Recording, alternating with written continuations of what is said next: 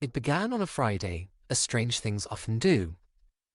This particular Friday turned out to be stranger than most, although it had started normally enough.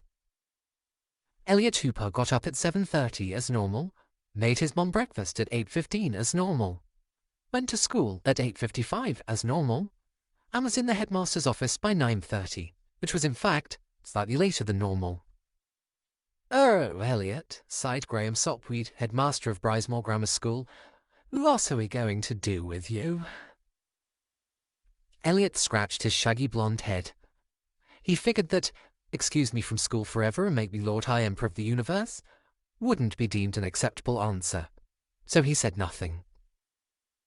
"You seem rather distracted lately," said Mr. Sopweed to fill the silence. "Is everything okay? Is anything wrong at school? Or at home?" Elliot avoided his headmaster's concerned stare. School was, well, it was school. Annoying, boring, pointless. Nothing new there. But home, that was a different story. "I'm fine," he said, after a lengthy pause. "Thank you, sir." "Oh, Elliot," Mr. Sopweed sighed again, nervously flicking his floppy grey fringe. "You know you can call me Graham. Let's all use the names our mothers gave us." There were many more creative names for Brismore's headmaster than the one his mother gave him, but the politest by far was "Call me Graham." A shout outside nearly made the jumpy headmaster fall off his chair.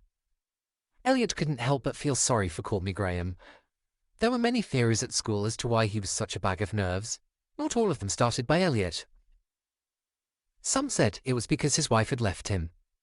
Others said it was because she hadn't. Elliot's favourite was that Call me Graham was actually a serial killer on the run. He could imagine the appeals on Crime Watch. "So be on your guard against Graham Sopweed, the cardigan-clad killer, and be sure to call this number if he's bored someone you know to death." The thing is, Elliot, everyone at Brismore wants to help you achieve your fullest potential, Call me Graham went on. Not everyone, sir," muttered Elliot. "Whatever do you mean?" squealed Call me Graham, nearly pulling a button off his cardigan. "Everyone at Brismore is committed to encouraging and nurturing and inspiring every pupil in our care. We're always here for a friendly word, helpful advice, or to make sure we know where is that snivelling runt of a pathetic excuse for a boy." The office door blasted open with a furious roar, making Call me Graham scream like a kitten on a ghost train. Elliot was all too familiar with that loathsome voice. "Ah, hello," whimpered Call me Graham. "As you can see, I'm just having a little chat with Elliot." "Hooper," sneered the new arrival, lurching up behind Elliot's chair and polluting his airspace with weapons-grade body odor. There was only one person who could make Elliot's surname sound like a dirty word. It was Mr. Boyle, head of history, Brismore's deputy headmaster, and, unless there was a schoolmaster somewhere on the planet who minced his students into sausages, the world's worst teacher. Boyle was a stumpy, piggy little man who was the only person Elliot knew with fat eyes.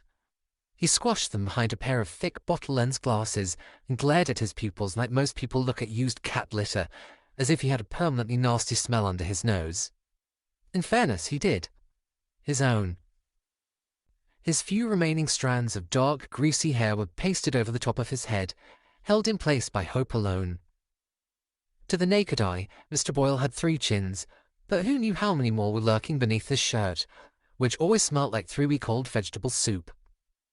He truly hated everyone, but reserved a special revulsion for Elliot, who had been getting up his pudgy nose for the past year. "Sir?" asked Elliot innocently. "Don't you sir me, Hooper," growled Boyle, bringing his sweaty face millimeters from Elliot's own. "What you did in my assembly was disgraceful, disrespectful, and downright disgusting."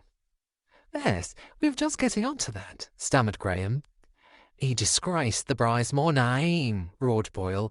"He shamed himself. He shamed the school. He ruined my brilliant PowerPoint presentation on Napoleon's favourite socks. He fell asleep," said Call me Graham quietly, looking at Elliot's pale face and dark-rimmed eyes.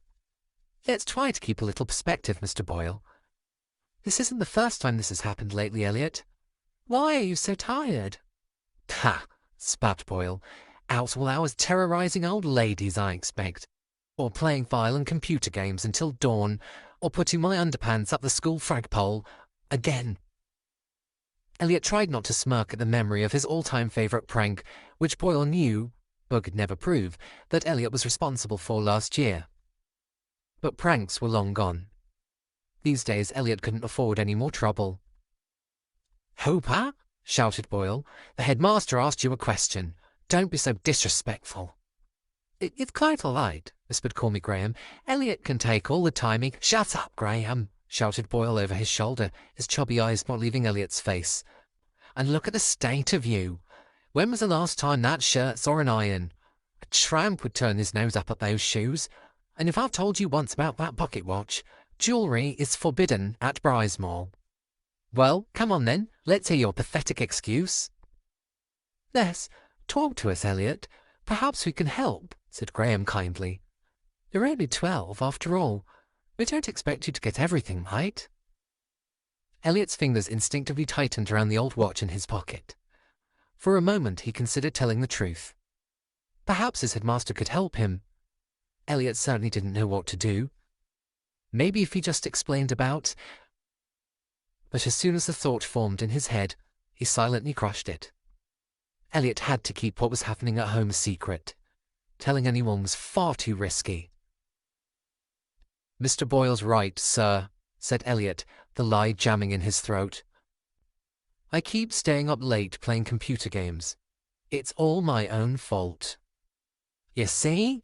wobbled Boyle triumphantly, punching the air with an arm the size of a fatty leg of lamb and knocking Call Me Graham backwards off his chair. "I knew it." "Do you have nothing to say in no defence, Elliot?" asked Call Me Graham from the floor. "Anything else we should know?" "No, sir," Elliot mumbled. "I'll tell you what he needs to know," sneered Boyle with a grin that could curdle custard. "He's failing at this school. His grades have dropped across the board. And if he doesn't get 85% in all the end-of-term exams, he's out of Brizemore for good. You've got my mock history test on Monday, Hooper. That should give you a much-needed kick-up that—" "Thank you, Mr. Boyle," stuttered Call Me Graham. Elliot's heart sank at the reminder of the exams he was sure to fail. He tried to find time to study at home, he really did. "Please, Elliot," said Call Me Graham, "let us help you." As he looked into the kindly eyes of his cowardly headmaster, Elliot once again considered telling the truth about home, about Mum. He didn't know how much longer he could carry on like this. It was getting too much. It's just... Sometimes, he began, searching for impossible words. "Detention!" bellowed Boyle as he lumbered jubilantly out of the office. "Hooper, see me after school."